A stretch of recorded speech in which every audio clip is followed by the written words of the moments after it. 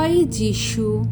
প্রথম পাঠ প্রবক্তা বারুকের গ্রন্থ হতে বাণী পাঠ। 4 অধ্যায় 5 থেকে 12 পদ, 27 থেকে 29তম পদ।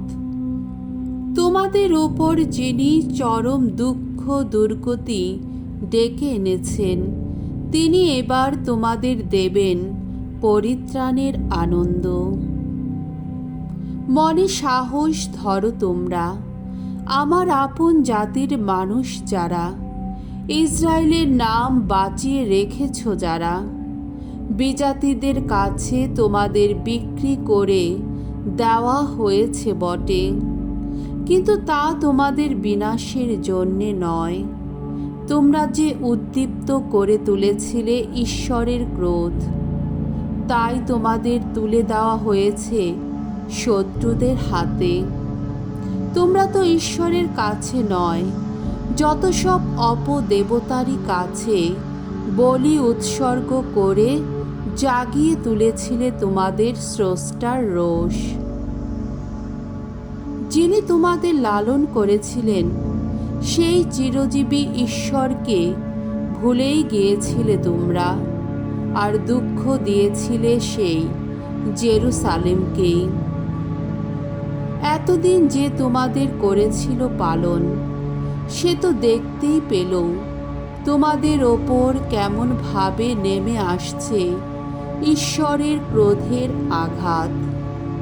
সে বলে উঠল তখন, শোনো তোমরা সিয়নের প্রতিবেশী যত নগরীর মানুষেরা, ঈশ্বর আমার ওপর এক মহা দুঃখই নামিয়ে এনেছেন। হায়রে, নিজের পুত্র কন্যাদের বন্দি দশা নিজের চোখেই দেখেছি আমি, আর তা ডেকে এনেছেন স্বয়ং তিনি, সেই চিরজীবী যিনি।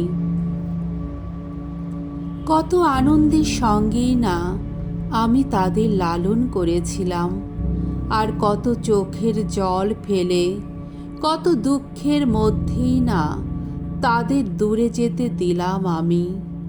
এখন আমি তো বিধবা, বহু জনের পরিত্যক্তা আমি। আমার এই দশা দেখে আজ কেউই যেন আনন্দ না করে।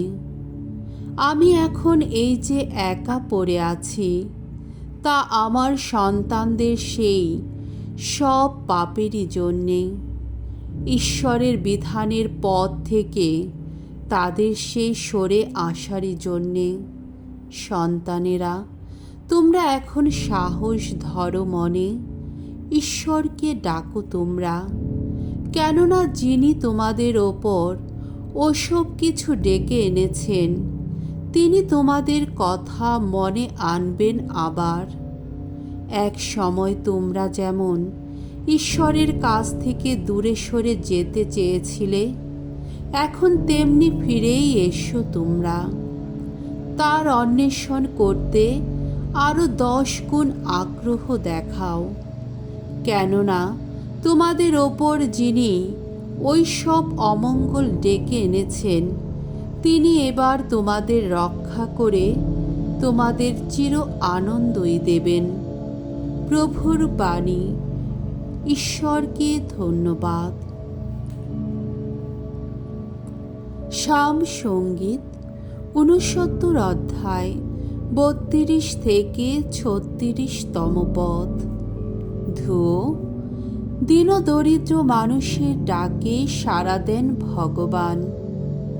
নম্র চিত্ত যারা, সব কিছু দেখে আনন্দই পাবে তারা। বলবে তারা, তোমরা ঈশ্বরের অন্বেষী যারা, তোমরা চিরজীবী হও। ভগবান তো দীনদরিদ্র মানুষের ডাকে সাড়া দেন।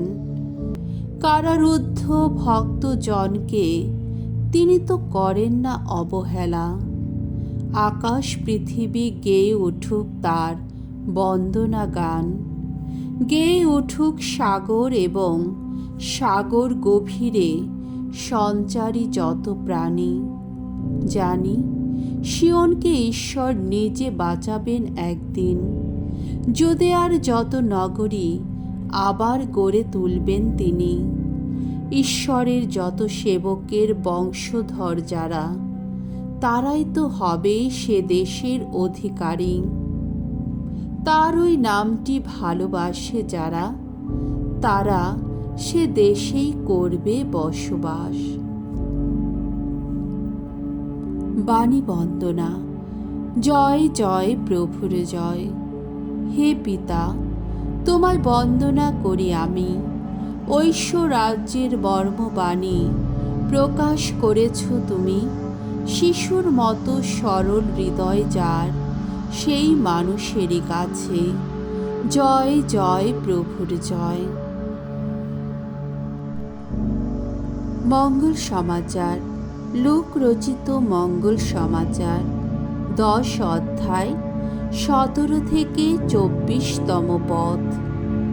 যিশু শিষ্যদের আনন্দ পাবার প্রকৃত কারণ। যিশু যে 72 জনকে বাণী প্রচার করতে পাঠিয়েছিলেন, তারা আনন্দিত মনে ফিরে এসে বললেন, প্রভু, আপনার নামের শক্তিতে এখন অপদূতেরাও আমাদের কাছে বশ্যতা স্বীকার করছে। যিশু উত্তর দিলেন, হ্যাঁ, আমি শয়তানকে পড়ে যেতে দেখেছিলাম যেন আকাশ থেকে বিদ্যুতেরই মতো। শুনো, আমি তোমাদের এমনই শক্তি দিয়েছি যাতে তোমরা সাপ ও কাকড়া বিছের ওপর দিয়ে পা ফেলে যেতে পারো, মারিয়ে যেতে পারো শত্রুর সমস্ত শক্তিকে। কোনো কিছুই তোমাদের ক্ষতি করতে পারবে না কখনো।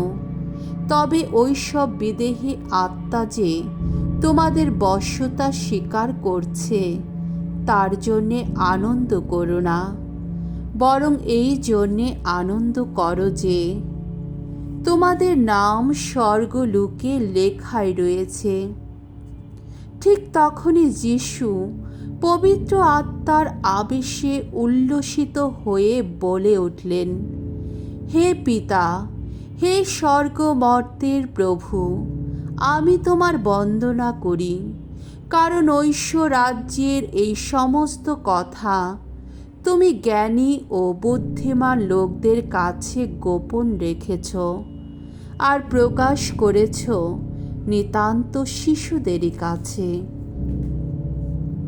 হ্যাঁ পিতা, এই তো তুমি চেয়েছিলে, এতেই ছিল তোমার আনন্দ।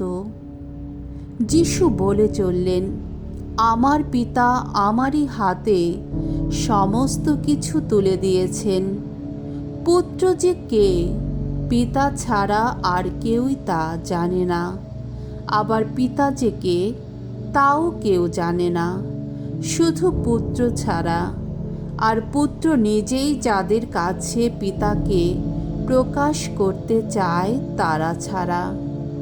তারপর শিষ্যদের দিকে ফিরে যিশু আলাদাভাবে তাদের বললেন, তোমরা এখন যা দেখছ, যারা তা দেখতে পায়, ধন্য তাদের চোখ।